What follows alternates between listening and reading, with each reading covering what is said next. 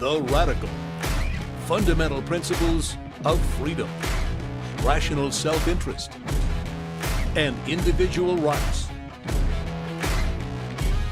This is the Yaron Brook Show.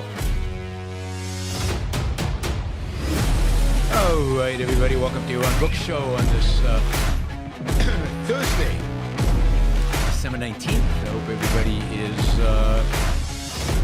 having a good week. Good week. It's been a busy week. Getting back from all that travel and doctors and physical therapy for my shoulder and just catching up and just living and doing a show every day. Busy. Anyway, we're almost at the weekend, although the weekend's going to be busy too. Let's see. We're going to talk about the continued resolution, which is turning into being quite funny, I have to say. So we'll talk about continued resolution and budgets and deficits and all the stuff going on around there. Talk about the Middle East a little bit. Turkey, Syria, Iran, Houthis, Israel, Russia, Libya. Insurance, what is it? Why do we have it? How does it work? Because clearly, God, from the comments people have written after the murdering of the United Healthcare CEO, people have no clue how insurance works. And even though health insurance, as we have it today in America, is not insurance per se, people still don't know how it works. So anyway, and then, a few comments from Vladimir Putin. Yeah, Putin. Putin did a big, it was a massive hall with hundreds of people. It was pretty impressive. A big table. He loves these big tables. He doesn't like sitting close to anybody. Where he answered questions from the audience, and it was a doozy. It was great. It was, you gotta, we'll talk about a few of the gems coming out of the press conference. He actually gives a new explanation that even I did not think of. And certainly Jeffrey Sachs and Meisenheimer or Meisenschmeimer or whatever his name is, who thinks the war is all the West's fault, none of us thought of. Putin has a new explanation for the war with Ukraine. Pretty amazing explanation. We'll get to that. We'll see that in. We'll talk about that. Other than that, we're good. Probably a show on Saturday where I'll do the deregulation of the financial industry. Next week, at some point, I'm not sure exactly when, we'll do the deregulation of healthcare, and then I'll know about the immigration and the China shows with Alex, or guided by Alex in one way or another. I'll know more about that after this weekend. I'm going to talk to Alex and see exactly what he has in mind, and we'll get those done hopefully before the end of the year. Reminder, December 31st, the year-end show, looking forward to 2025, and a big fundraiser. We're going to try to raise at least $15,000 on that day. That'll be fun and exciting, and we'll go for as long as necessary. We'll just keep going until we get the money, until we get it. So hopefully you guys will join in and embrace the holiday spirit and get into the fun of it.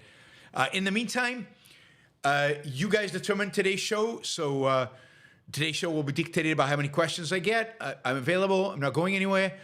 It's only 7 o'clock here. We'll go as long as we need. So it depends on the questions you ask. So if you ask questions, we'll go long. If you don't ask questions, short show, which is fine with me as well. There's plenty to do. I think we're caught up. I know I still have short stories to review, TV shows to review, and music to review. As soon as I catch my breath from this trip, I will get back to that, hopefully over New Year. In the beginning of January, we'll start chipping away at those and get them done. I think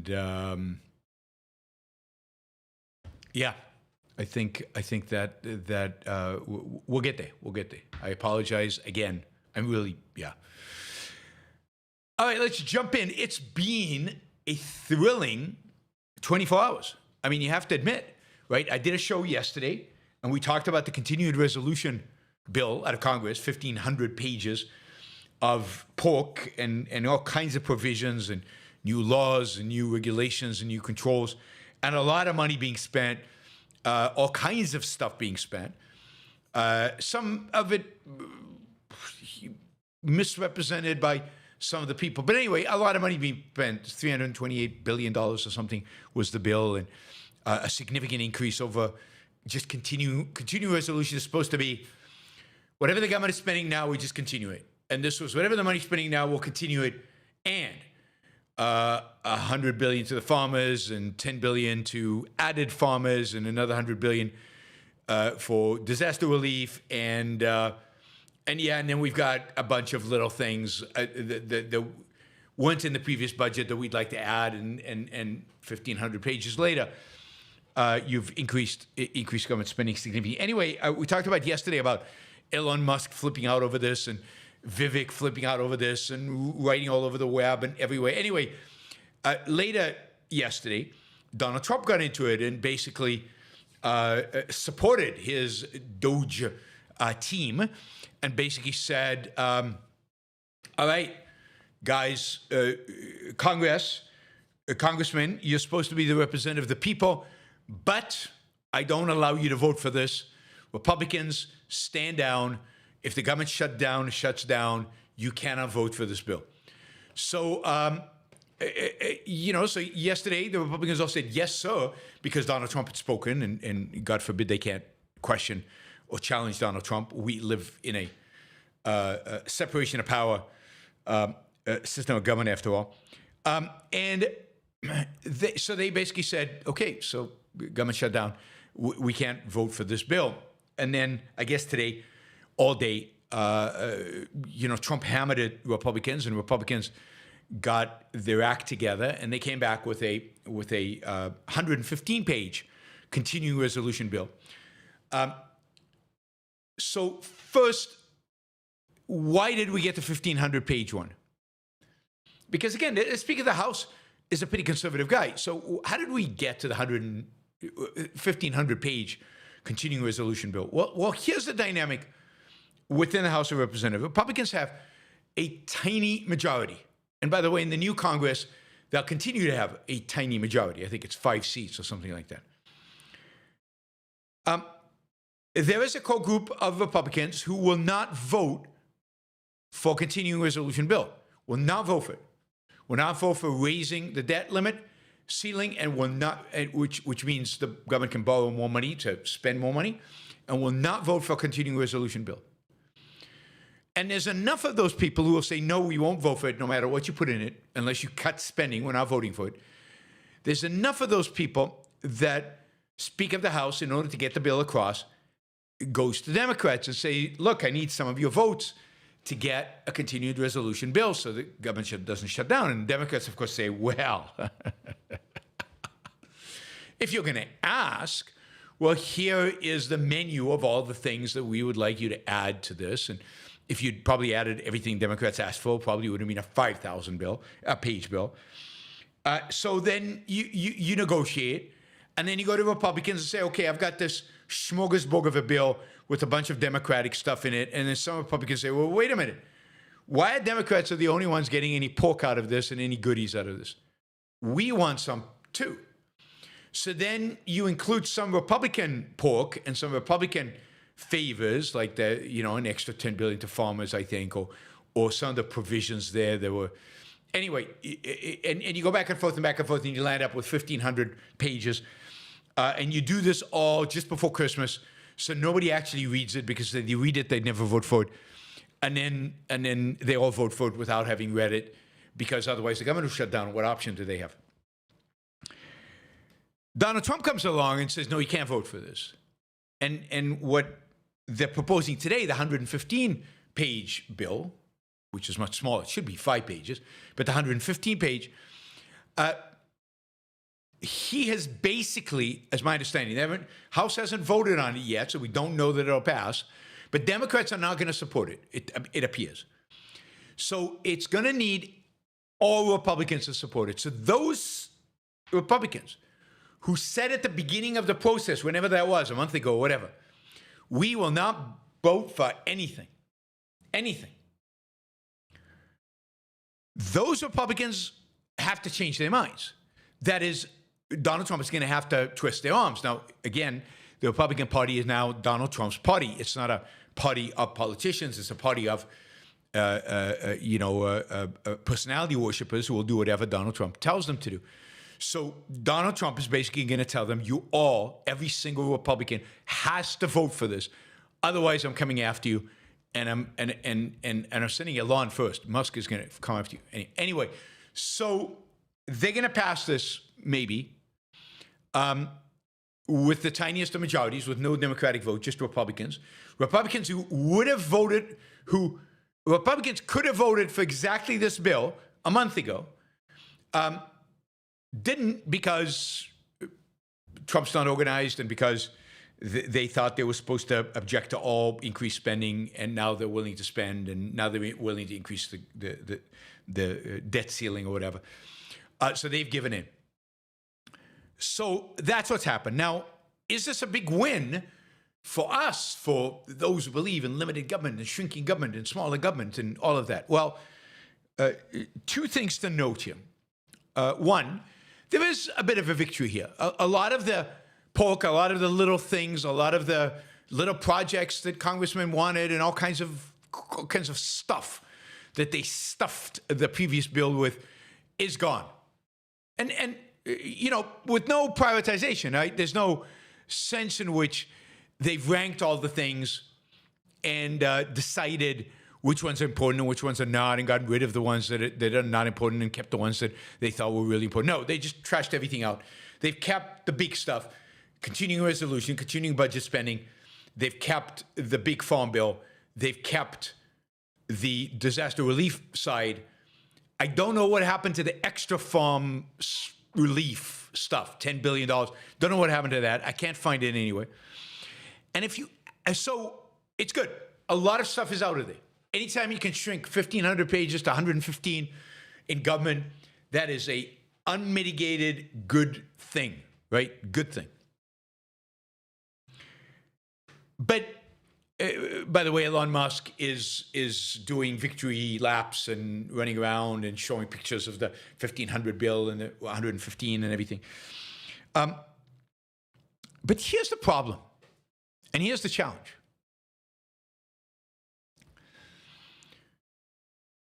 Elon Musk's goal is to cut government spending, reduce the deficit, pay off the debt. We're going bankrupt if we don't. So to actually cut government spending. Does this bill, 115 pages, cut government spending? No. It increases it by about $200 billion. It increases it substantially. That is, all the big stuff, the big expenditures that were in the $1,500 bill are still in the short bill. Government spending has not been impacted. Yeah, this is exactly what happens when you cut out fraud and waste and efficiency stuff. You cut out the little stuff, but the big stuff, it's all there. So farmers are still going to get their share, and disaster relief is still going to be massive, and still going to provide all the bad incentives that subsidies to farmers and disaster relief provides people. So if your standard is shrinking government even a little bit, if your standard is cutting government spending, if your standing is slowing the rate of growth, then this is a big fail for Elon Musk, Doge. I actually haven't seen Vivek, and if he's got any commentary out on this. And by the way, I couldn't find a number. I couldn't find the number for how much the 115, the 1,500 bill was like 328 billion. I don't have the number for how much it is for this.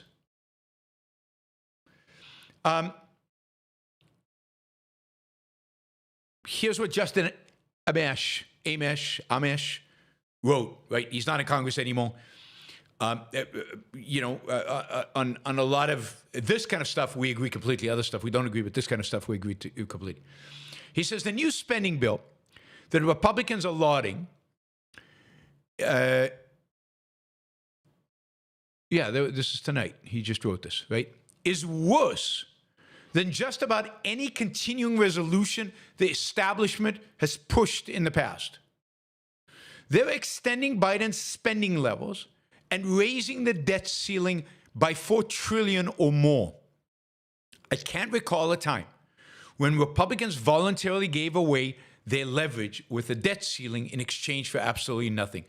Now, what is he talking about? What is he talking about?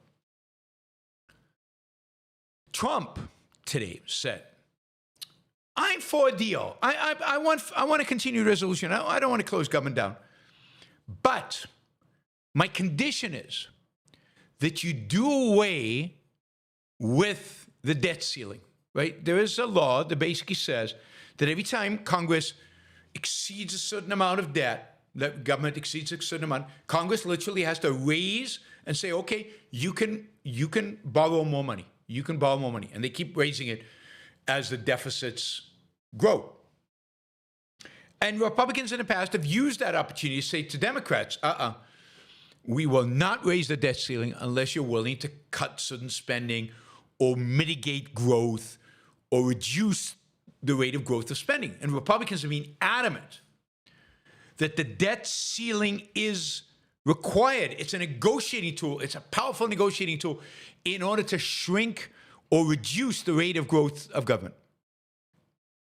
Well, Donald Trump doesn't want that. He doesn't want Republicans negotiating against him and trying to squeeze him on spending. He wants, like every authoritarian wants, a free hand. He wants to be able to spend as much money as he wants to. He doesn't want to have to literally go to Congress and ask them to raise the debt ceiling. He wants to be able to borrow as much money as he wants to borrow, spend as much money as he wants to spend.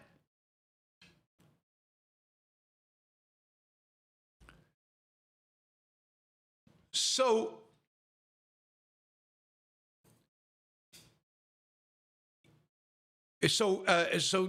Trump said, I want the debt ceiling gone. So the compromise was, and this is what Justin MS means by they've raised the debt ceiling by $4 trillion, is that they have basically eliminated the debt ceiling for 2 years. For 2 years, it's not going to be an issue. It'll raise automatically as much as Trump needs for the first 2 years of his administration.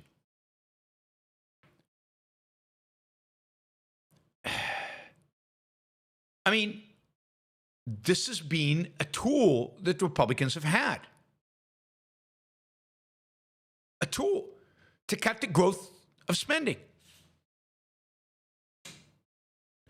But this Republican Party, the Trump Republican Party, has no interest in cutting government spending, in spite of what Elon Musk says, in spite of what Vivek says, in spite of everybody praising them and loving them and congratulating them and wishing them success.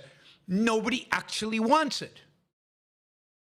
They want the pretense of cutting government spending, which they just did by shrinking the bill from 1,500 pages to 115 pages without really cutting anything dramatic in it, and raising the debt ceiling for 2 years indefinitely.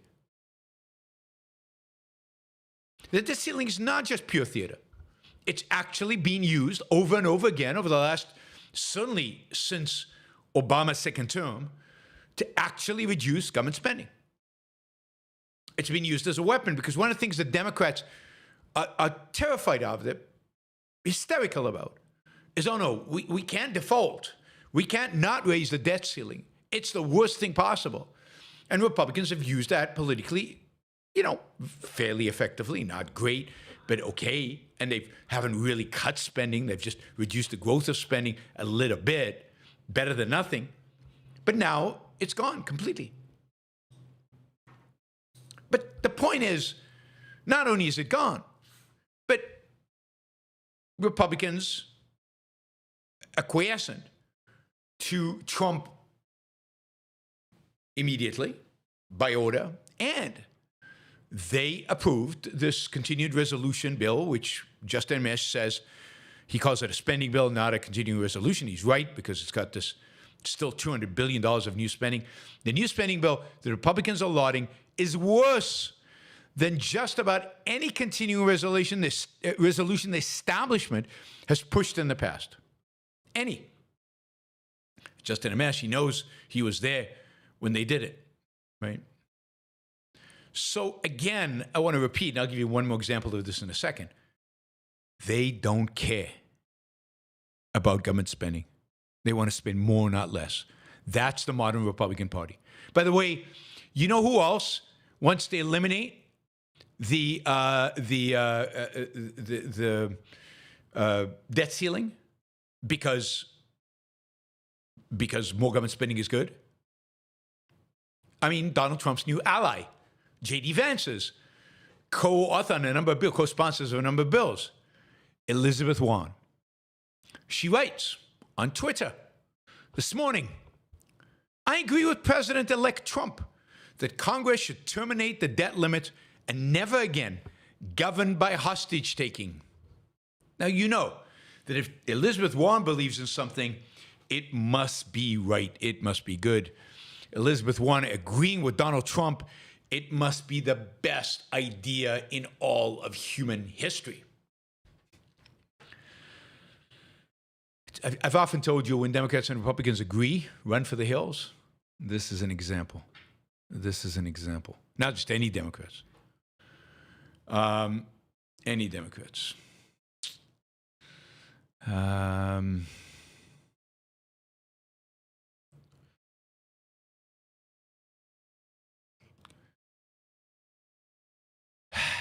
So, let's see if there's anything else here. So there you have it. A lot of smoke and mirrors, a lot of patting themselves on the back, a lot of people going to use this as an example. You see Musk and Vivek. This is the real theater, right? The debt ceiling is always raised, but Republicans get concessions. Whereas now there's nothing to concede. It's just raised automatically. So it's theater in the sense that it always gets raised, but it doesn't get raised. That is, the Republicans get concessions in terms of spending, or have in the past. This is Vivek. Shorter equals better. The bill is only 116 pages instead of 1,500. Took a lot less time to read. Glad to see the following garbage from yesterday's bill removed in the current version. Congressional pay raise and health benefits, 17 miscellaneous commerce bills, random new pandemic policies, renewed global engagement center, some of the things that are gone. But in terms of spending, which is what these guys stand for, right? It increases spending by a lot. And by the way, while all this theater, this is the real theater, is going on, while this theater is going on, and I think Doge is mostly theater, while the Doge theater and the shrinking of the continued resolution and the elimination of the debt ceiling and all of that is going on, in the meantime, Congress has been busy spending your money. So while we were focused on this, the Senate, in cooperation, of course, the House first passed it, but yesterday the Senate passed a bill expanding Social Security benefits for state and local employees who have pension accounts and therefore don't typically get Social Security. This is going to cost the Social Security fund $200 billion. Yeah, $200 billion. $200 billion. So I don't know how much they saved in the bill today, maybe 20 billion, 30 billion. You know, we'll see. We'll see when the numbers come out. Nobody's actually run the numbers, or at least nobody on X's or in the news advertising numbers. But while, Elon and Vivek have saved us a few billions, the other side of Congress at the same time has spent just announced a spending of new $200 billion, driving Social Security closer, significantly closer, to being in default. Bitcoin fixes this? Bitcoin fixes nothing. What are you talking about? God. People are so delusional.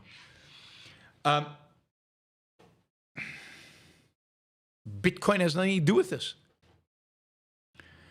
So our government is going to spend $200 billion more on Social Security. Taxes are going to have to go up by $200 billion.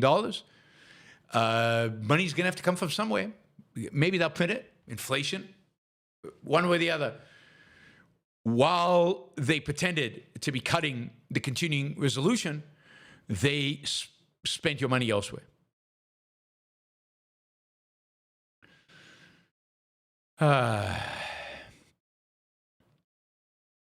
All right. Oh, one other thing, just a side note, interesting, probably means nothing, but just because we're all a little sensitive to cronyism and have been for a long time, and I keep getting these comments about United Healthcare, oh, what about regulatory capture? What about cronyism? The bill yesterday, the 1,500-page bill, included a provision that really, really restricted the ability of Americans to invest in China. The 115-page bill doesn't have that anymore. It's gone. Now, I'll just note that one of the American companies most heavily invested in and investing in China is Tesla. I'm sure it's completely unrelated. I'm sure Elon Musk have nothing to do with that getting out of the bill. But it is curious, don't you think, that it's going to be interesting to see the dynamics regarding China in terms of this administration. Trump talks tough, and a lot of the foreign policy people he's put in place supposedly talk tough on China. Elon Musk has massive business interest in China. Indeed, it would be hard to run Tesla at all without China. He gets his batteries there, and much of Tesla sales and production happen there. And he's been very friendly and is on very friendly terms, as far as we can tell, with many of China's leaders. And that's going to be interesting. It's going to be interesting to watch. In general, I mean, I told you that one great advantage of Trump getting elected, or I think I said this before the election, if he got elected, was there was massive entertainment value, and there was going to provide us with a ton of stuff to talk about. Right? I mean, again, they're faking us left by, right, left. They're faking us right by cutting the spending bill from 1,500 to 115 pages. We don't know exactly the dollar amount. And at the same time, while we're not looking, they're passing a $200 billion Social Security expansion for state and local government workers, which makes Social Security insolvent much, much sooner. It's they're playing the game. They're very good at. All right.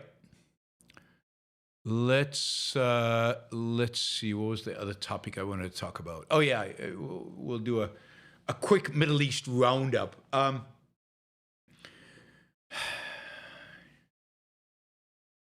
One of the there's a breaking story. Take it for what it's worth because it's a breaking story, so it's hard to tell.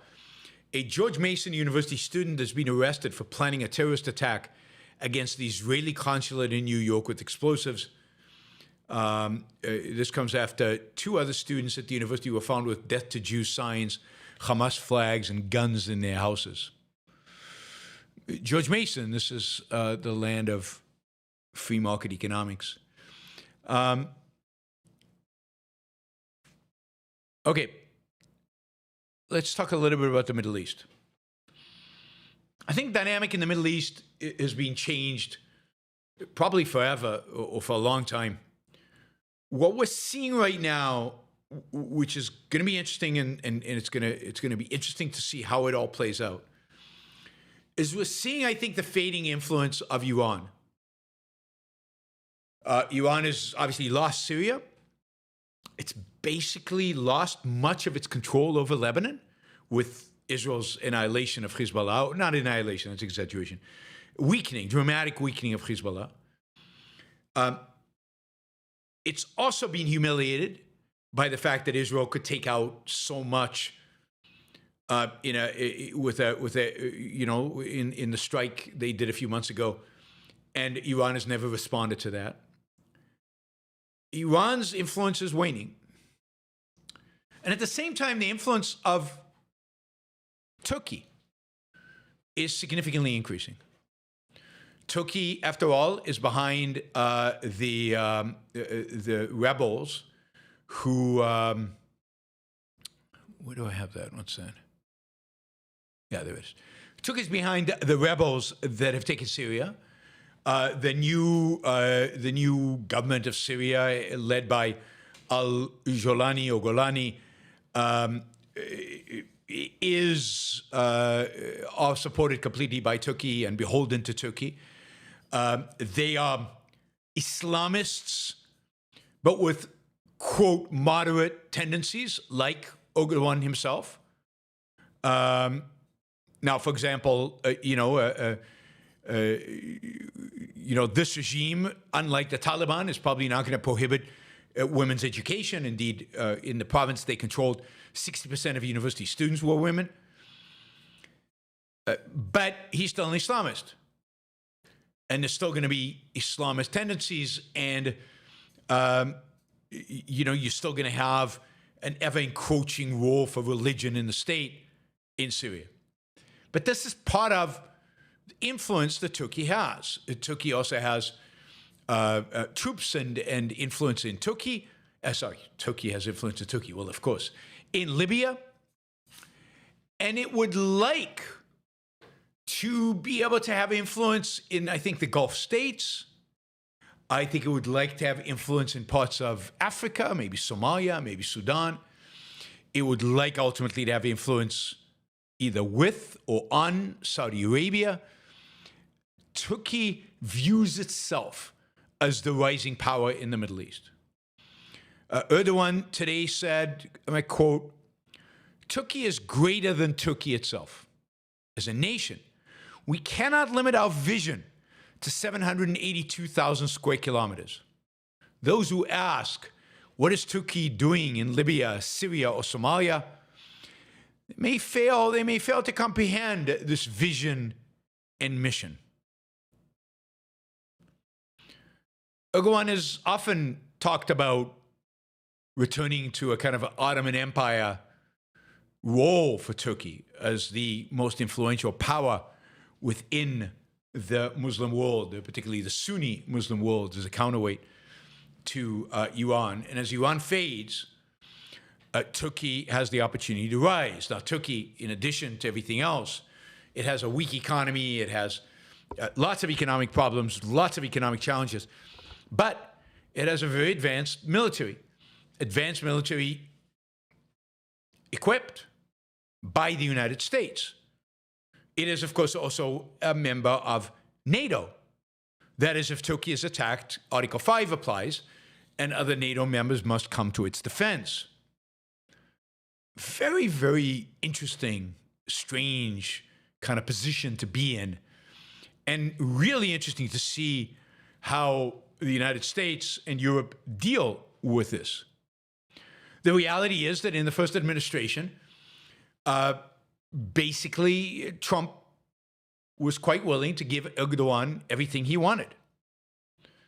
Indeed, right now, Erdogan is amassing forces on the Turkish side of the Syrian border, basically to go into Syria and clear out his enemy, the Kurds, from specific strategic locations. Now, the Kurds have been America's ally in its fight against ISIS. But if you remember, from the first Trump term, Erdogan actually convinced Trump to abandon the Kurds and to allow him to punish them and to kill them and to destroy their military capacity. I think he's going to try to do it again. And not only, maybe he won't take a territorial seizure, but an influence seize. Erdogan does not want the Kurds in Syria. Kurds is a population in Syria, Turkey, Iraq, and Iran.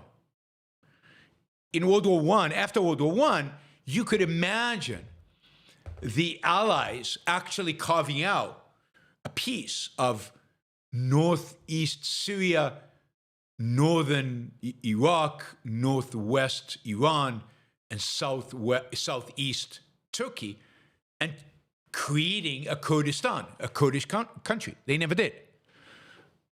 And because of the tribalism and the collectivism in the region, those people want their own state. And given the authoritarian nature of all the other states around them, I don't blame them. So Turkey's going to try to exert its influence there, and it's going to try to stop the Kurds from moving towards their own state, and it's going to try to repress them as much as they can. So that's Turkey. Of course, its important ally is Syria. Israel has basically destroyed most of, an overwhelming majority of the military capabilities of the Syrian army. So those capabilities are not going to be transferred to the Islamists now taking over. Israel still fears that these Islamists are not moderate, as they say, but are an enemy of Israel. It will be interesting. It will be interesting to see. Mark says, Trump will ask Erdogan, so what are you going to do for me? Transaction, not moral. Yeah, and Erdogan will say, I'll buy more F-35s. Will you sell me some F-35s? America's not agreed to sell him F-35s. Will you sell me F-35s? I'll buy you F-35s. And Trump will go, you'll subsidize America? Sure, you can have Kurdistan. Go for it. Because if you buy something from America, you're subsidizing America by Trump's logic. So he would love Turkey to buy more stuff from America. Anyway, so Syria's military has been depleted. By the way, the United States took the advantage of the fall of the Syrian regime to bomb the bejesus out of ISIS, right? They put the B-52s up in there, and they were just, and that one gunship that just blows everything up. They just went out there and destroyed whatever's left of ISIS in Syria. What's happening right now is Jolani is solidifying his rule over Syria, claiming to be a moderate. They will be the new government of Syria. There's no question about that. Syria will be very much under the influence of Turkey. It will not have the influence of Iran. And in the short run, that's probably better for Israel. In the long run, it's very hard to tell. It's very hard to tell where Turkey goes from where it is today. And how much of an enemy Turkey becomes for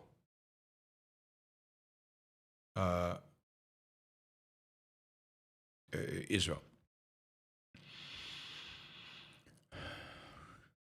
Yeah, it looks like other people are picking up on this benefit to Elon Musk. So here's a tweet.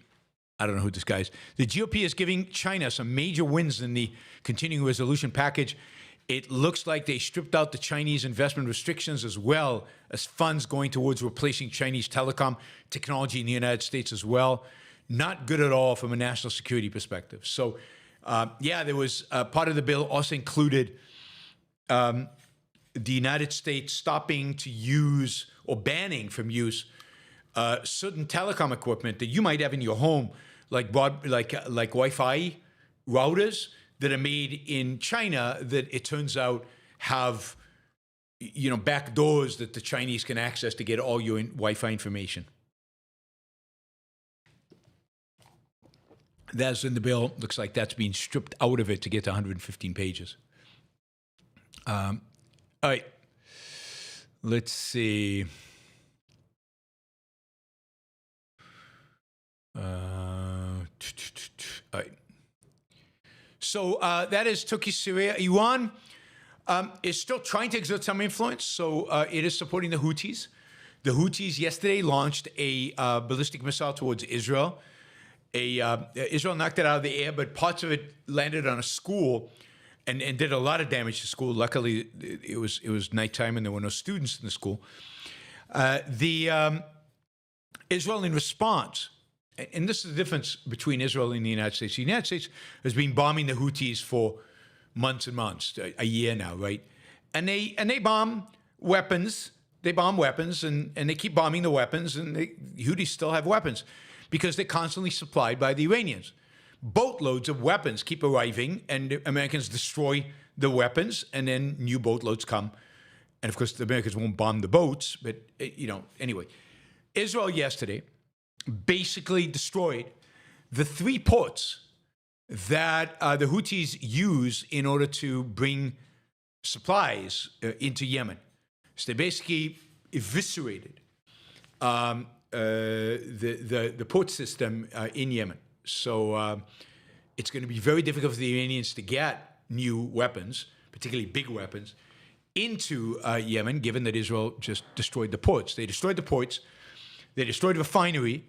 They destroyed power plants. So they've basically eviscerated the Houthis' kind of infrastructure. Rather than going for a weapon here or a weapon there, go for things that are really causing them pain. And that's what Israel did. Huge fires all over Houthi-controlled territory yesterday from the Israeli attack. 2,000 kilometers away, I can't remember, 17 planes, 19 planes, something like that. 60 bombs, strategically placed, huge amount of damage, more damage than the Americans are doing by bombing regularly because they're not bombing strategically. Israel's bombing strategically. Finally, well, no, I'll wait to talk about Russia for when you talk about Putin. We're still supposedly very close to a deal with Hamas for hostage release, 30 hostages in exchange for 45 days or 42 days of ceasefire and hundreds of Palestinians released from Israeli jail, including murderers. I'll keep you updated when you have real news. All right, that was a quick update on the Middle East. All right. So I want to talk a little bit about insurance. I mean, could be easily a whole show dedicated to how insurance works, how insurance companies make money, how it's funded. But how does insurance work ideally? What is the way insurance works? Insurance is something where, I mean, think about auto insurance. Insurance companies look at you and the car that you have. You're insuring against accidents. So they look at your past driving record. They look at how many tickets you have. They might not sell you insurance because you might be too high of a risk. They look at the value of your car, how much it would cost to fix it if something bad happened. They make an assessment of, okay, we assess that the probability that you'll get into an accident is X, and we assess that the size of the payout if he gets into an accident will be Y, and we need you to pay in something of greater value, greater than the probability times the assumed damage. And of course, some people will cause more damage more frequently, and some people will cause less damage less frequently. And the insurance company just has to be right on average. And what they do is you pay in your insurance premium on a monthly basis. And funnily enough, if you suddenly stop paying your premium and you have an accident, the insurance company will not pay you. Right? Your coverage is only current as long as you pay in. And indeed, your goal in life should be to pay insurance and never collect. Like, you never want a fire in your home. You want to pay fire insurance, but never collect because there's never a fire. You want to buy auto insurance and never collect because you're never in an accident. You want to buy life insurance. Like, I have life insurance. I bought this life insurance, $1 million for 20. It covered me for 20 years, and I paid a lot of money every year. And then at the end of 20 years, the insurance just went away. It just went away, and I didn't get a dime. I gave the insurance company huge amounts of money. Never got anything in return. Nothing. It's ridiculous. Insurance is a scam, obviously. Now, what did I get in return? What's the value I got in return for paying the premiums? The value I got was peace of mind. Peace of mind. The value I got was risk management. Was the knowledge that if something happened to me, if I died, then my wife would at least have that $1 million. She'd lose my income, but she'd have that, right? So it's not a tangible thing that you buy with insurance. And indeed, you hope never to collect. What you're buying is risk control. You're buying is peace of mind. If something terrible happens, you're covered. And people have a really hard time understanding that. Really hard time. They want something tangible in return. They're giving the company money. They want something in return.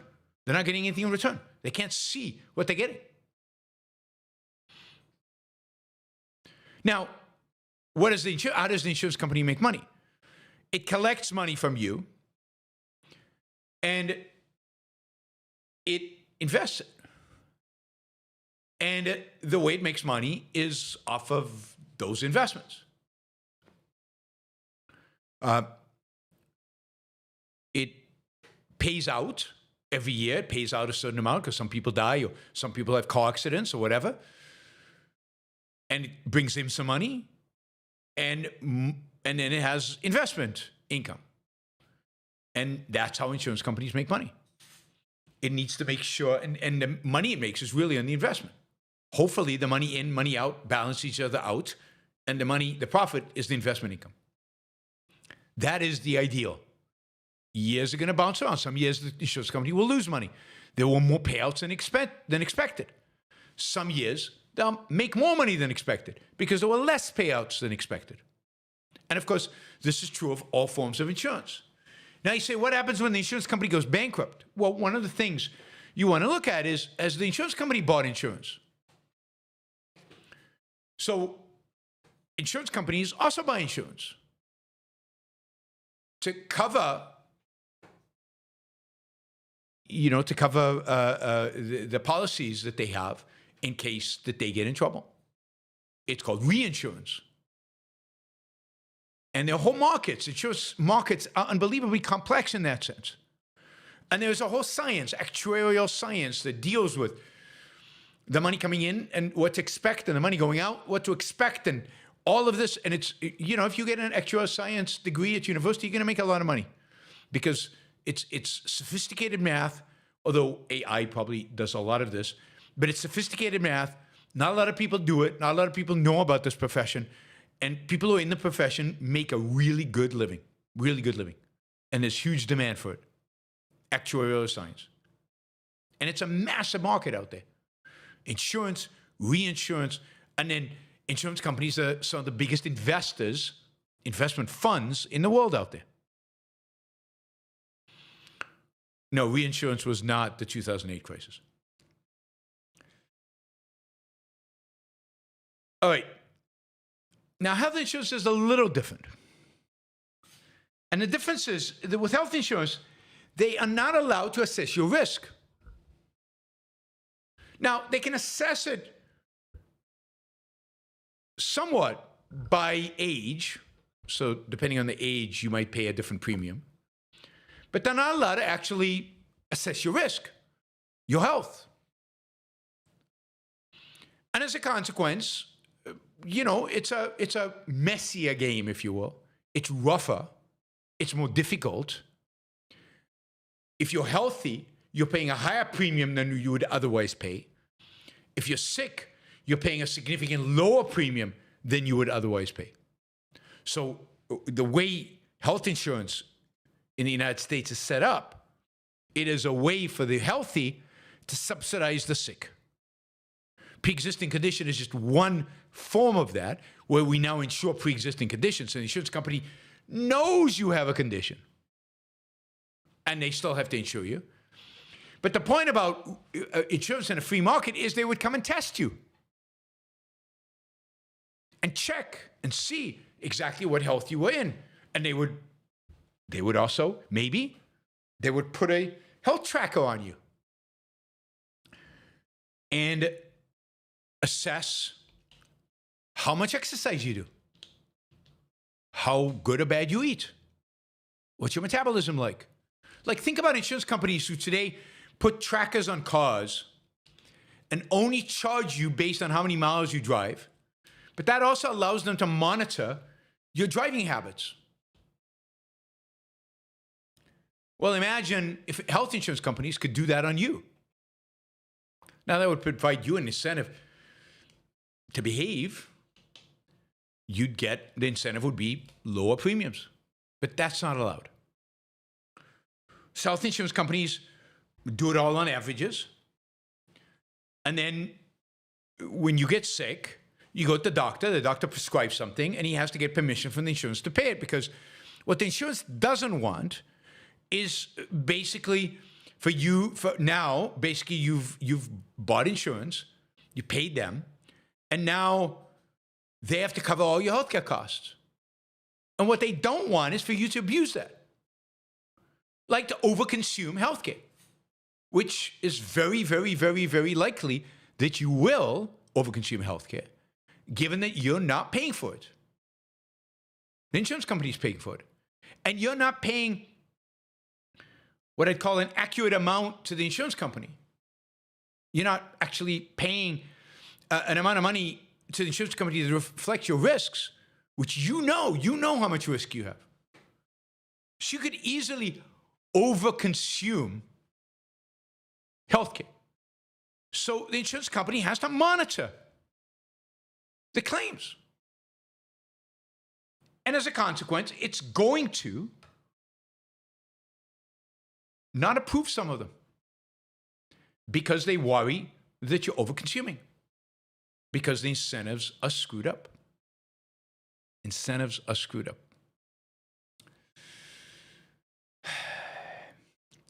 All right. So I just want to say that about insurance. Again, insurance is a topic we could talk about for a whole show, and maybe we should. Maybe I could get an insurance guy. Okay, I'm going to take a short break. Sorry about this, but I have to take a short break. Something's up, and I promise I will be right back.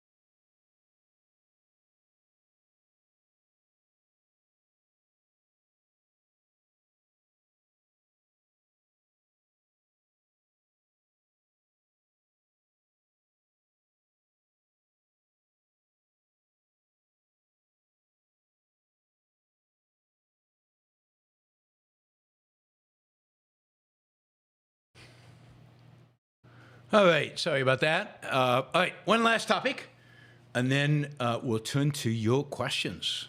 All right. So Putin today did this massive press conference, right? Massive press conference, where he gave some interesting, let's say, answers answer some questions. And I don't necessarily have the questions, but I have some of the answers, which are pretty wild, right?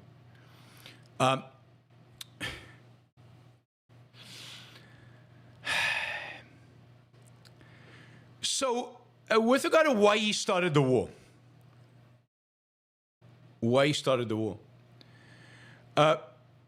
Putin basically said today, let me see if I can find, I had a longer,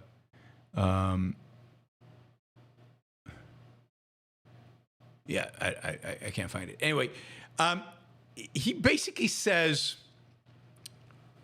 he says, it's things were pretty stable, and it got boring. It was boring. We needed some action. We needed some interesting things to happen. So we started a war because we were bored. Just to quote him directly, when everything is stable, we get bored. We want some action. That's a direct quote, at least based on the people who translated him, right?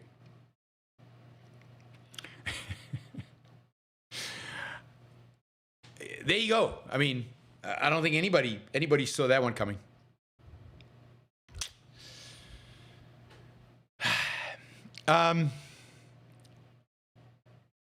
Yeah. War gives purpose to life. War fills the void. War is exciting. I mean, this is Dugin almost. This is right out of Dugin. War is, it fills the void of materialism, of boredom, of prosperity. It gives purpose to life. It's like, what's his name? Bronze Age pervert, right? You need some you need some action. You need some swords and go out there and fight the good fight. That's what you need. That's Putin. So don't make Putin bored. Don't want to do that. What else did he say? He said at some point, he said, look, I can play it to you in Russian, but here's the translation. He said, I've got a proposal to make the West. Let's do an experiment.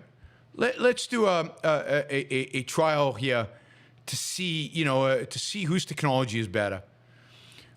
We can pick a target. Let's say the target is Kiev, right? And the West can put all their high-tech anti-missile defenses around Kiev. And we will launch our new state-of-the-art hypersonic ballistic missile. And let's see who wins. It'll be interesting. Let's see who wins. I mean, that's what he says. We'll see what happens. We're ready for such an experiment. He wants to run this experiment. But and he says, in any case, we won't exclude it. We will conduct such an experiment. It's interesting, he says. People die? What the hell? But we'll show them that our missiles are better than their defense systems.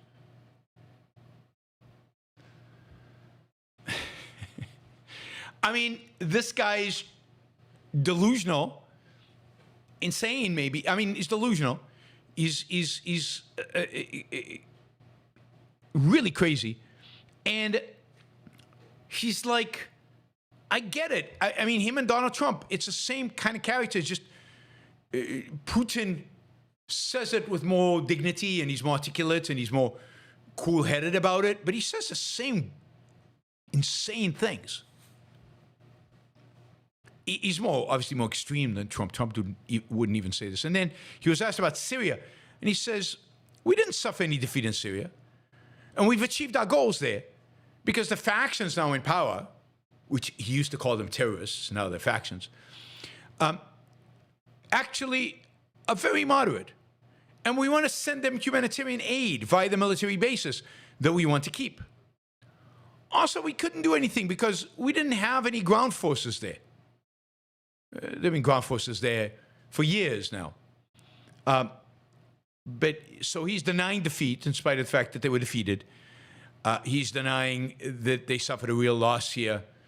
You know, they've had to move a lot of their equipment, people, from the bases in Syria to Libya, where they have a presence. So that's anyway, I just thought, I'm sure there are more gems. I'm waiting to find video or translation on more of the interview. Somebody asked him if he felt like today Russia was in a better position than it was when he took the reins from Boris Yeltsin in the late 1990s. And he kind of went all over the place with an answer, and he never really answered that question. He did acknowledge that inflation was pretty bad, but he said they were going to fight it, they were going to get it under control and not to worry. It was really interesting. The parts that I could get translated were fascinating. All right, I think that is all I had. By the way, the 40% pay raise for Congress. I mean, I'm not for paying Congress any more money. They don't deserve it. But they haven't got a raise in 5 years. 40% over 5 years, less than what they got in the ports. Much bigger raise in the ports. All right. Let's see. Oh, it looks like right now on the House floor, there are some Republicans speaking out against this bill, the continuing resolution bill. So here's Congressman Chip Roy from Texas saying, you never have any ounce of self-respect. Go out and campaign. Say you're going to balance the budget. And then you come in here, pass $110 billion unpaid for. It's embarrassing. It's shameful to take this bill yesterday and congratulate yourself because it's shorter in pages, but it increases the debt by $5 trillion is asinine. I'm absolutely sickened by a party that campaigned on fiscal responsibility. This side of the aisle is unserious about actually reducing deficits. The entire body has been raking up debt for my entire life, $36 trillion. So there are Republican congressmen who will not vote for this. So this might not pass. So we will get a government shutdown if this doesn't pass.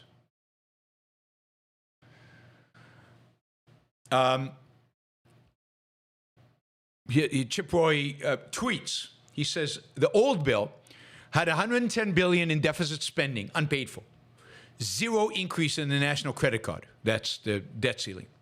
The new bill, $110 billion in deficit spending, same, unpaid for, but $4 trillion plus in debt ceiling increase with $0 in structural reforms for cuts. Time to read the bill, an hour and a half. I will vote no. So good for Chip Roy. Good for Chip Roy. And let's see. Hopefully this will go down in flames.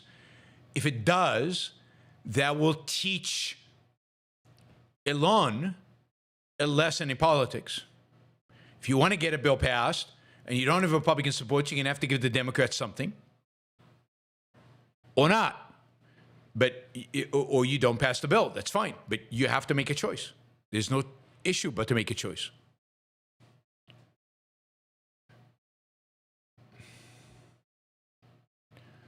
All right. I'm just looking through this to see how this is playing out right now.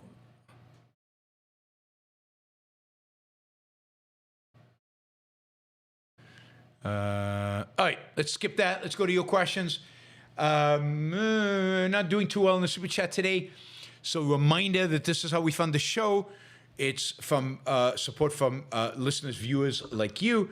A lot of you people listen live, use the super chat or the sticker feature to fund the show. Right now, we're still $100 short of where we need to be just for the first hour, and we're ready into the second hour, which is an extra $250. So we're way short of where we need to be. So if you value the show, trade value for value, please consider supporting the show. You can also support the show on Patreon or on you can't do it as a subscribe star, but I don't encourage, or on PayPal.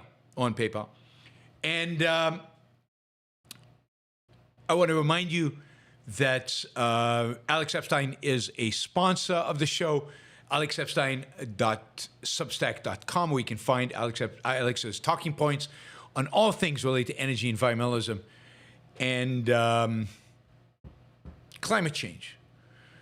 For example, Alex will come out with talking points on how to deal with climate change when your relatives bring it up over Christmas dinner. Is it really happening? Is it catastrophic? What can be done about it if it's happening? Should anything be done about it if it's happening? What about the poor? You get answers to all your questions regarding climate change.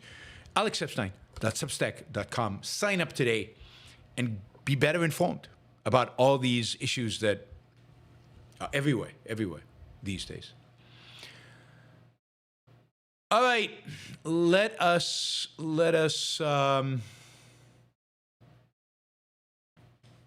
jump in with super chats. What are we missing? We're missing three $50 stickers. That'd be good. Three $50 stickers would get us, or two $50 stickers would get us to the first hour's goal, which would be good. Andrew, is it natural for people to pursue happiness, or does it need to be taught? Well, I think that's a false dichotomy, right? I don't think it needs to be taught, but I also don't think it's natural. I think what needs to be taught, or not taught exactly,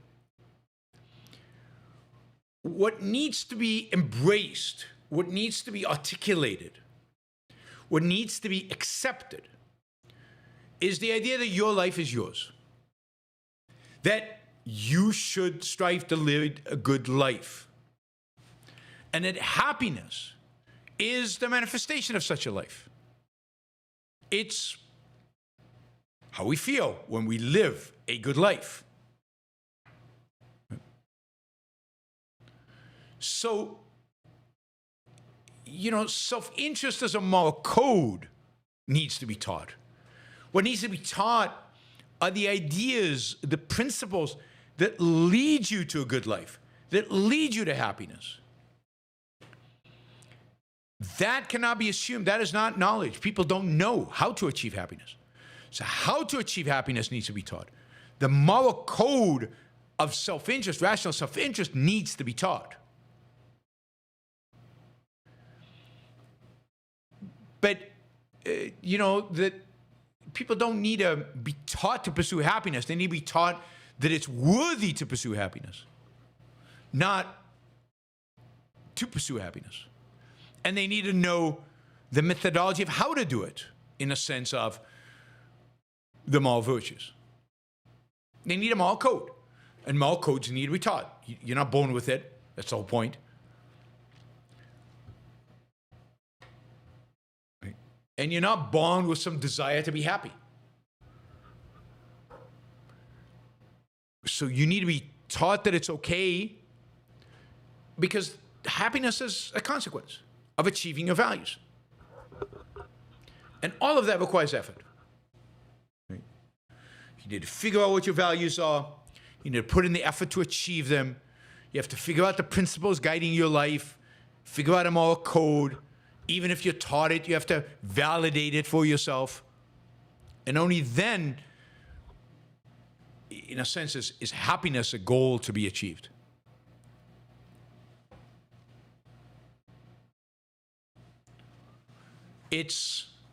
Happiness is what happens when you achieve those goals.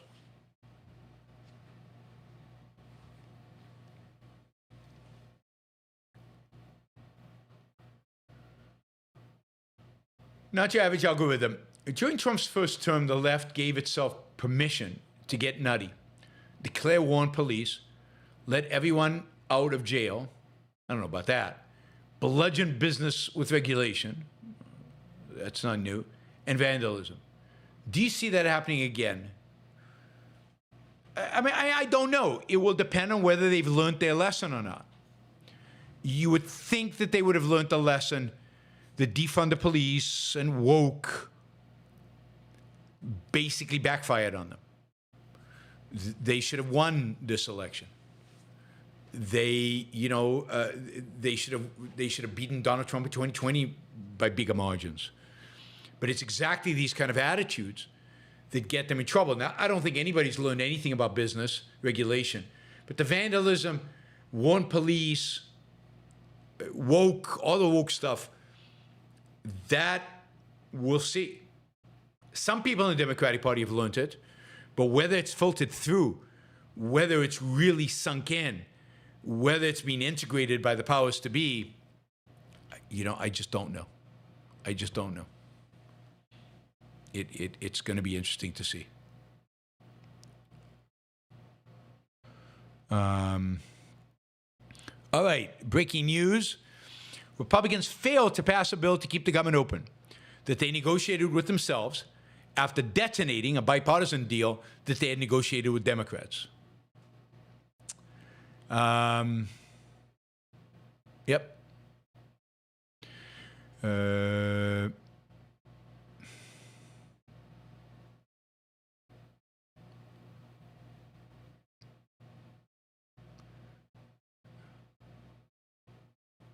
Wow. Okay. So, yay, nay, the nays outdo it. So 38 Republicans voted against this. So a significant number of Republicans voted against it. I think this is great. I mean, the sense in which this is great is they stood up to President Trump. They stood up to President Trump. And a big part of this is that they objected to the raising of the debt ceiling.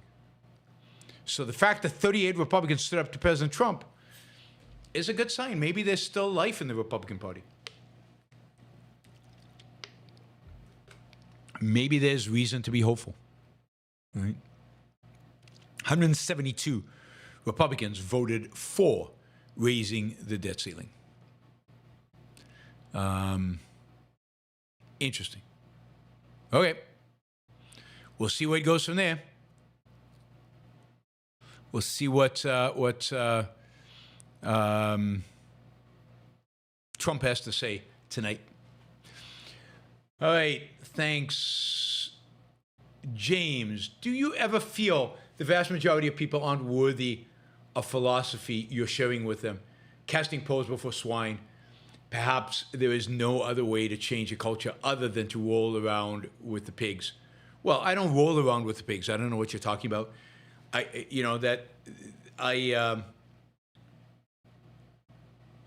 People listen to my stuff. They like it. They like it. They don't like it. They don't like it. But I don't know how else to get to those people, the few polls that are out there that listen to this and are inspired by it, or it changes their lives, or it impacts them in some way.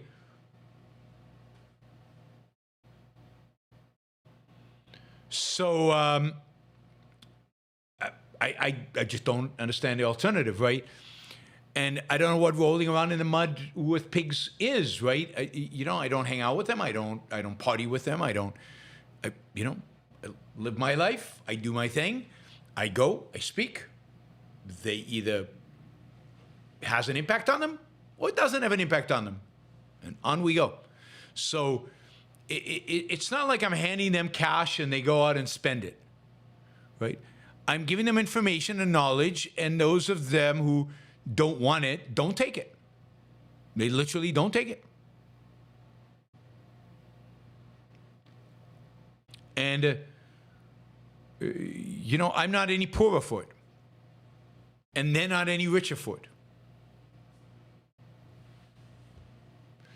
So I don't quite see it in those terms.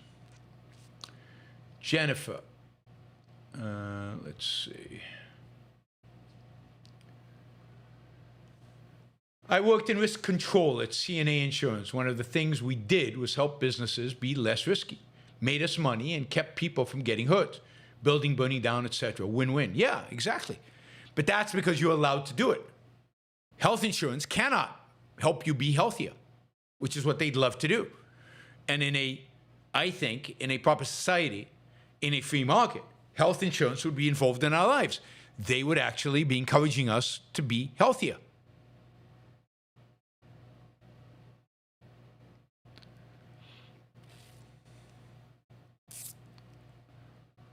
So it's sad that what CNA Insurance does for businesses, United Healthcare cannot do for individuals. All right, let's see. Michael, Trump's popularity truly is bizarre. The guy's clearly in nothing. He's someone people read into whatever they want.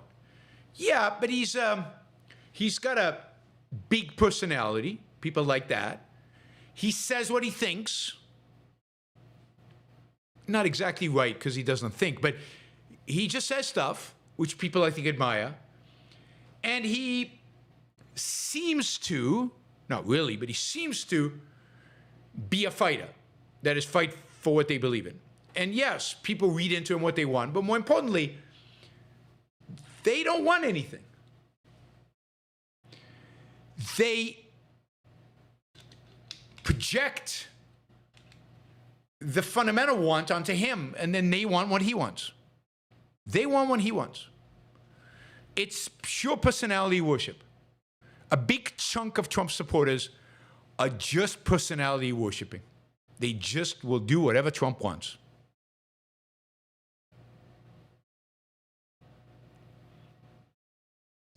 And in that sense, they're not reading into him. They'll just accept him the way he is. But he is the truth. He represents the Messiah to them. He represents salvation. It's hard to believe, but that is the case. Tom says, thanks, Yaron. Thank you, Tom. Thanks for the support.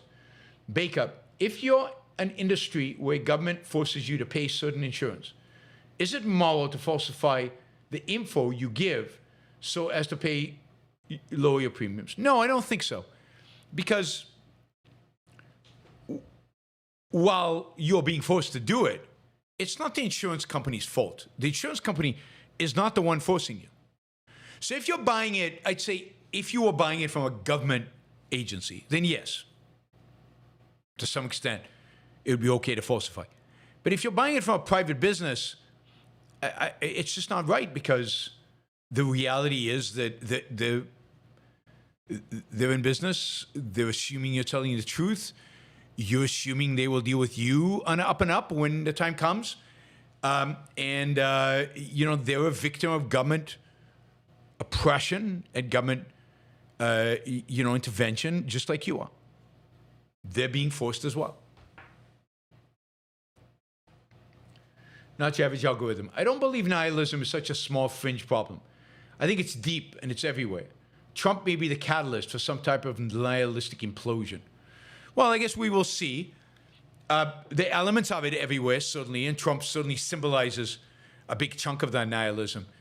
But it's not what Americans ultimately want. They have elements of nihilism. They have particular feelings that are nihilistic fundamentally.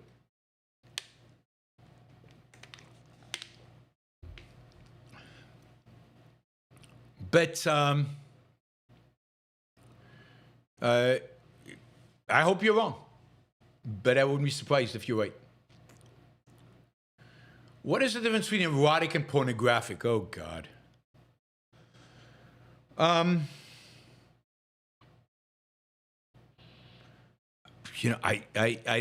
don't know exactly. I'm tempted to quote you the Supreme Court, where you'll know it when you see it.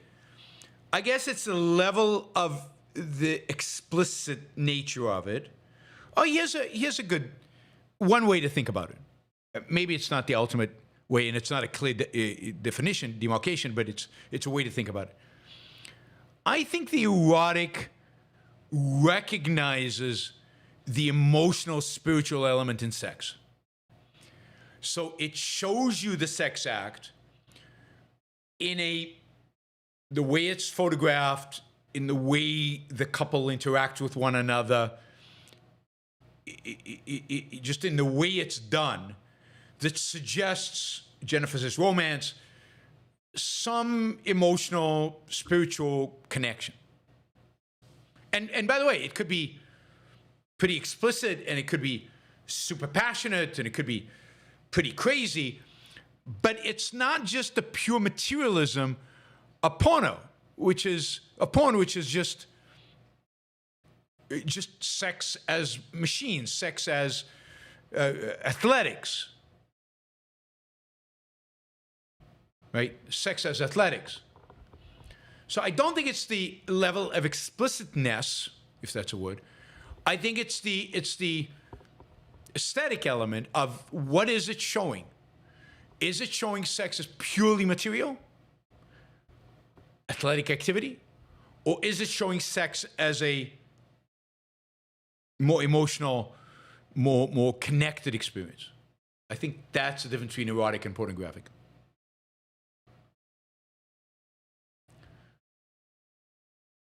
Harper Campbell, a reflection of two different Americans, Daniel Penny versus Luigi Mangioni. This is why I typically vote Republican, even though both parties are corrupt.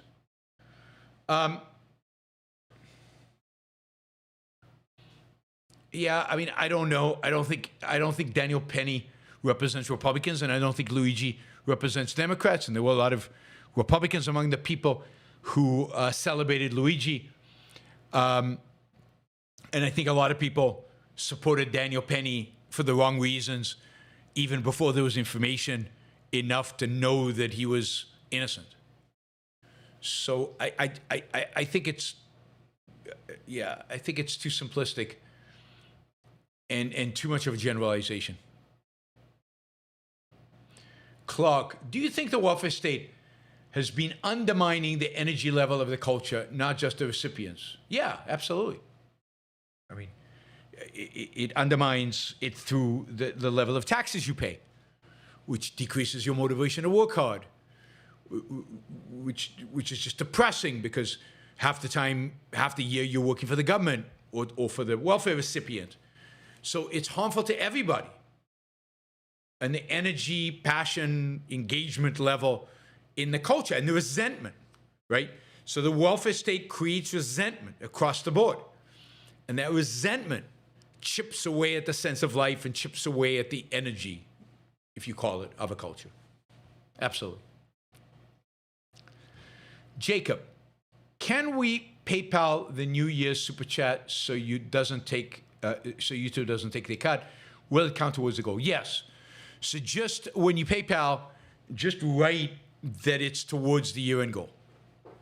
And I'll have, I guess, PayPal open, and I'll count in advance. If you do it in advance, I'll count in advance, and I'll include that in my totals.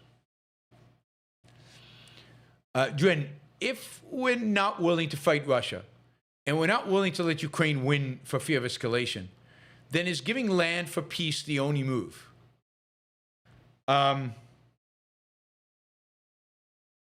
Yeah, probably. I mean, if you take away all the good moves, then all you got are bad moves. If you move at all. You could just say to Ukraine and to Europe, it's yours. Do with it as you will.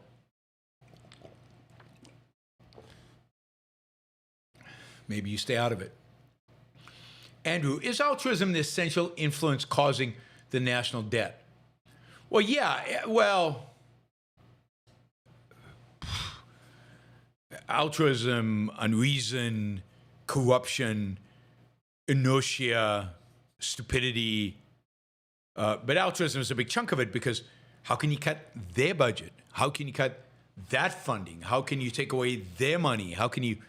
So, yeah. Altruism is behind much of it because even regulations ultimately caused by altruism, because regulations are spurred on by distrust of the profit motive, of the business, of the market, because it's fundamentally selfish. Eric, Merry Christmas. Thank you, Eric, and Merry Christmas to you. Enric, In a free market of insurance, how would the difference in cost for people with conditions by circumstances like genetic disease be made affordable? Charity, other ways?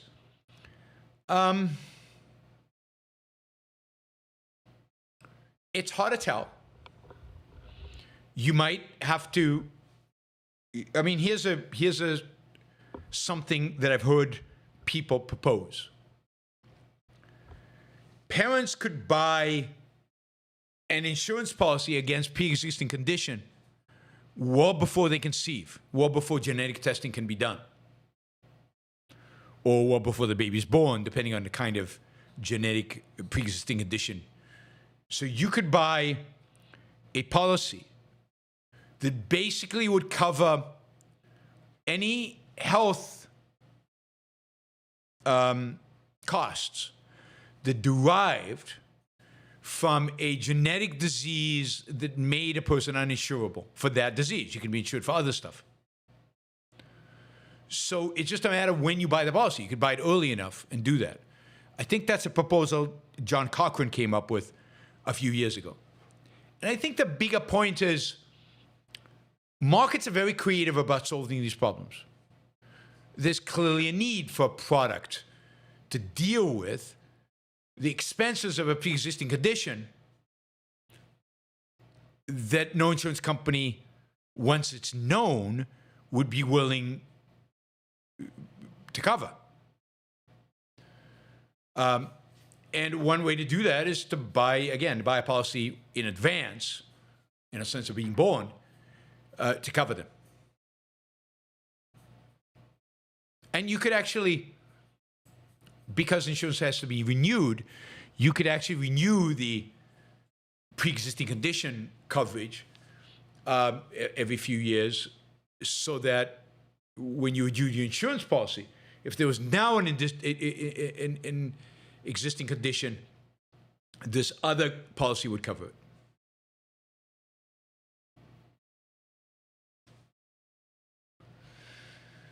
Something like that. But charity is certainly another way, right? So you didn't buy the insurance policy. Now you got a lot of expenses associated with the condition. You just have to rely on charity or family or savings. One of the things that people don't realize is in a free market, we'd be so much richer. We could afford so much more. Many of these so-called problems would not exist because we'd be so much richer. Rue Downs, insurance requires judgment to assess risk, and some people don't want to accept reality. Absolutely. Absolutely. Eric, celebrate the holidays by getting a YBS coffee mug. Yes. You can go to the shop tag on YouTube and you can get a coffee mug or a t-shirt with my Equal is Unfair book cover on it. Oh, I saw somebody with that. Where was that? In Australia. Was it in Australia? Somebody showed up to the conference with a hoodie with Equal is Unfair on it. That was so cool. So yeah, go buy Christmas gifts on the Yaron Brook Show store on YouTube. It's a tab on the YouTube platform. Drin, if you know Israel is not yet willing to do what it takes to defeat Hezbollah and radical Islam in the Middle East, is it rational to call for war? I don't understand. Yes, I'm calling for war. I'm calling for Israel to do what is necessary. Maybe I'm not understanding the question. Baker, I disagree with your response to my question. The insurance company is trying to do honest business, but so am I. I'm not sure what your question was. What are we talking about? Why should I be the one to sacrifice? The moral guilt is not on me if the insurance company loses out, but the government for bringing about the situation where it is in my interest to deceive in order to stop my rights from being violated. I mean, but that is then basically what you're calling for is a society in which everybody's lying to everybody else all the time, because we are being forced to do lots of things by the government. Most of our employment law is regulated and controlled. So should I then, as a consequence, lie to my employees deceive them. It's not me, it's the government. Government's forcing me to do it in order to be able to fire them or in order to get rid of them or whatever. Or when I employ them, there's certain things I could lie to them about that would make my life easier. I mean, there's so many things. There's no end to it. If everything that the government forces you to do, you say, yeah, I don't care. I'm gonna either ignore it or I'm gonna find a way around it by lying. You're basically destroying you're destroying the world in which we live, and you're destroying your own life. There's no limit, almost, to how much lying, on what to lie, that you're going to be engaged in. And I still think that the other party is innocent, and you're making them the victim. Now, granted, you're already the victim, but what you're doing is transferring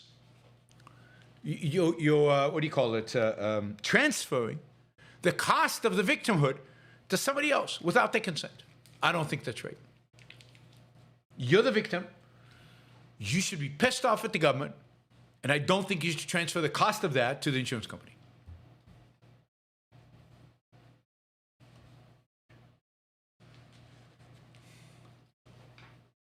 But it's those kind of scenarios that government intervention creates, which is horrible. Robert says, Yaron, please wish a very Merry Christmas to the love of my life, your life, Amy. Amy usually hears your shows afterwards, so she will grin huge when she hears this later. Thanks and all the best to you and Mrs. Brook. Amy, Merry Christmas from Robert, and for me, Merry Christmas. Andrew has the last question, it appears. Some of the conservatives are barking Merry Christmas at people like a threat in case they dare say Happy Holidays instead. They're really on edge. Well, they're on edge and they're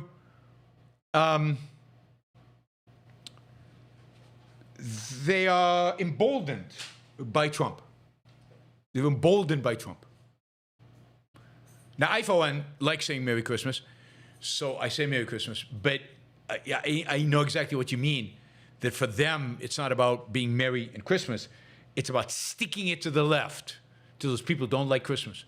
I like Christmas, even though I don't like Christianity. I do not like Christianity. I'm here on record, just in case you guys didn't get this from my last 1,000 shows. I don't like Christianity at all. Christmas is okay. All right, guys. I will see you tomorrow, 2 p.m. East Coast time. Tomorrow, Friday, 2 p.m. East Coast time. See you then. Have a great rest of your evening. Bye, everybody.